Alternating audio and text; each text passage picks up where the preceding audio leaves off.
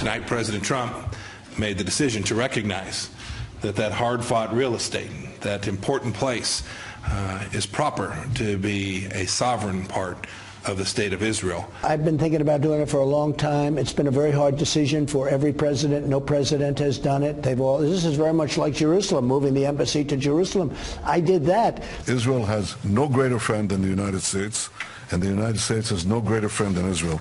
And I look forward to my visit next week to Washington, where I will meet with President Trump, and I believe that we can carry this relationship even stronger. It's getting stronger and stronger and stronger. A big change in U.S. policy via tweet. It started out with the Golan Heights being recognized by the U.S. for the first time in 52 years, fully recognizing Israel's sovereignty over the Golan Heights. And there you see that area right next to Syria. Not everybody, obviously, signing on. Tulsi Gabbard, a congresswoman who is running for president on the Democratic side. Another example of Trump and Netanyahu putting their own political interests ahead of the interests of our respective countries will escalate tensions and likelihood of war between Israel, U.S., Syria, Iran, Russia, short-sighted. With that, let's bring in our panel and start there. National security analyst Morgan Ortagus, Charles Lane, opinion writer for The Washington Post, and Tom Bevan, Real Clear Politics co-founder and president. Morgan, a big deal.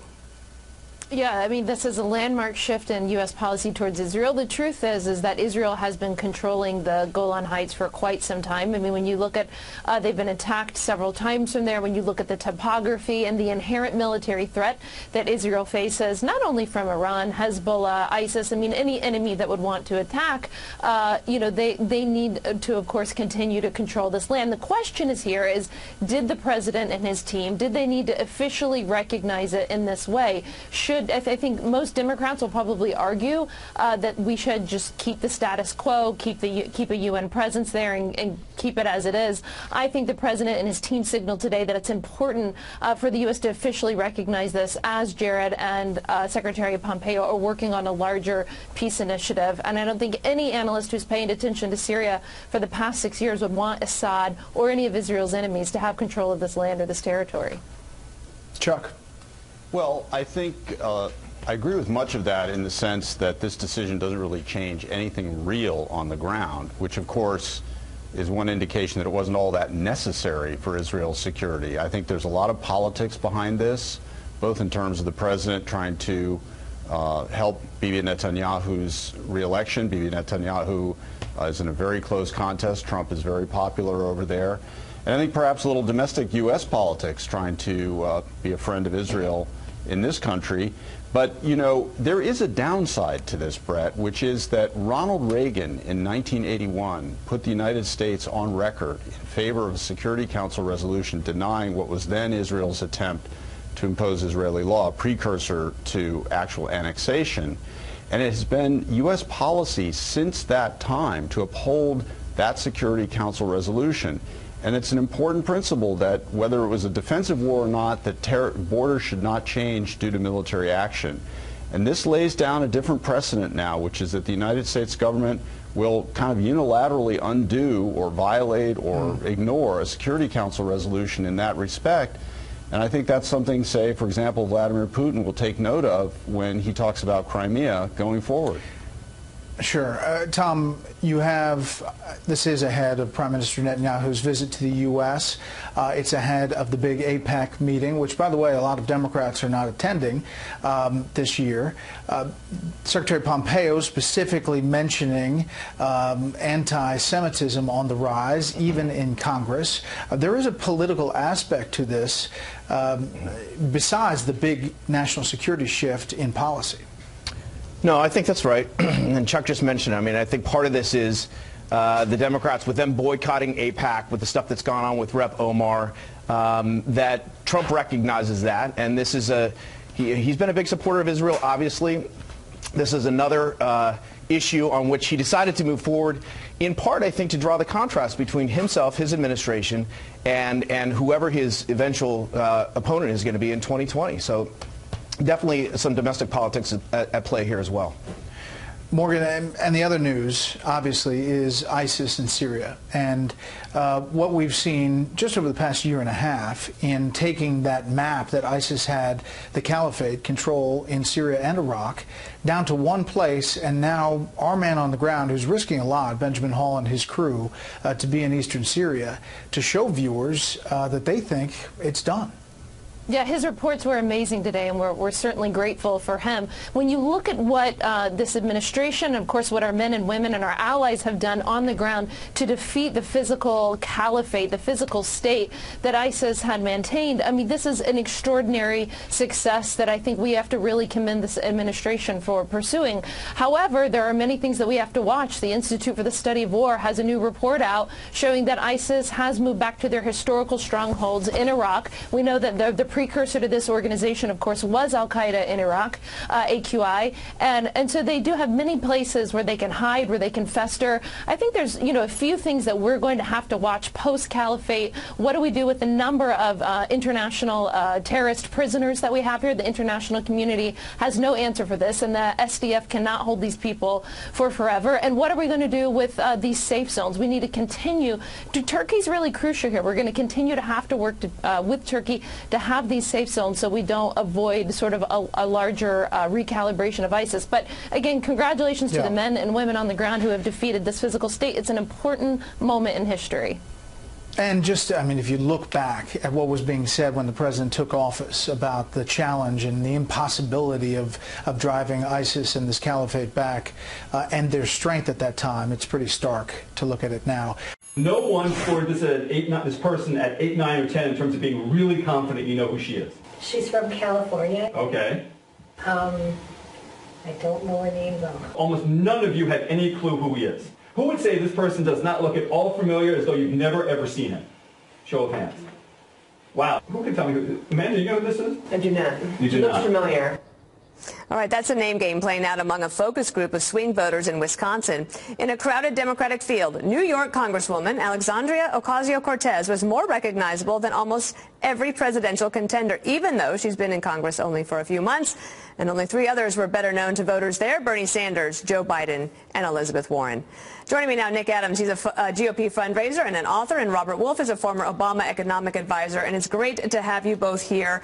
So let me start with you, Robert. AOC, as we call her affectionately, on the cover of Time magazine. She's getting a lot of attention. Time magazine writing, she's a political phenomenon, part activist, part legislator, arguably the best storyteller in the party since Barack Obama, who you worked for, and perhaps the only Democrat right now with the star power to challenge President Donald Trump. Your thoughts? Is she stealing the show? I don't think she is. I think a few different things. One, she beat Joe Crowley, who a lot of people thought would have been the next speaker. So you have to give her a ton of credit for that.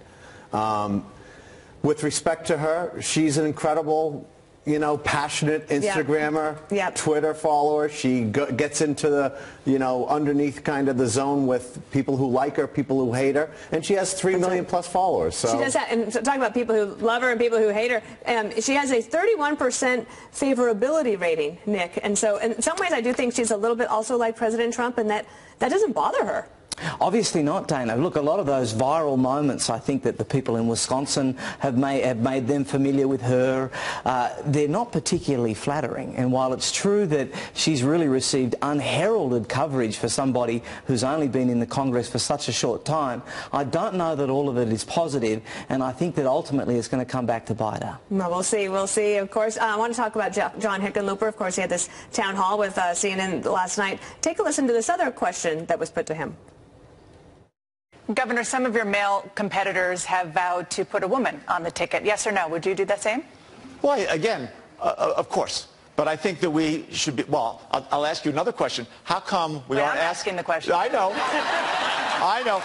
But how come we're not asking more often the women, would you be willing to put a man on the ticket? When we get to that point, I'll ask you that question. What do you think of that, Robert? I think he had a softball and he whiffed.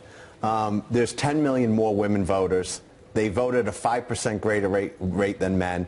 the Democratic midterms just showed that all of the excitement has been in the women and the minority movement with respect to voting. That's how he flipped 40 seats.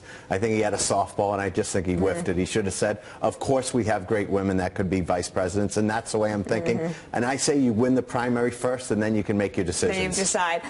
But to Robert's point, the Republicans in the midterms, now that's not a presidential election, but in the midterms, lost women by 19 points. Typically, the average loss is only about 4 points. So Republicans have some thinking to do as well. They certainly do, Dana, but I've got to tell you that, I think Governor Hickenlooper was really on the money. I think he was telling the truth, and I think that it does a great disservice to feminism when we are pushing female candidates just for the sake of them being female. I've got no problem with a female president, provided they have the right policies for the country.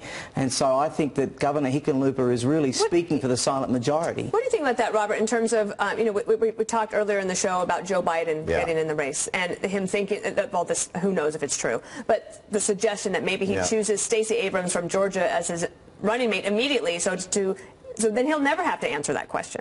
Yeah, I think, the vice president's different than the other candidates. He has 100% name recognition, but he also has 40 years of things he's voted on and said. With respect to him, I think his biggest struggle is going to get going through the primary. I think he's the best general election candidate right now. I actually think it would be a brilliant move for him. And with respect to what Nick said, I don't think that we're thinking about those who are not worthwhile or could be vice president or president. I mean, Kamala Harris and Amy Klobuchar and Stacey Abrams, they're all of quality. So I don't think it's a feminism thing. I think they're actually taking the idea that we have great candidates, and would you take one if you were president? And he's being asked because he would have, quote unquote, won the primary. Give you the last word. Dana, these Democrats are just absolutely obsessed with identity politics.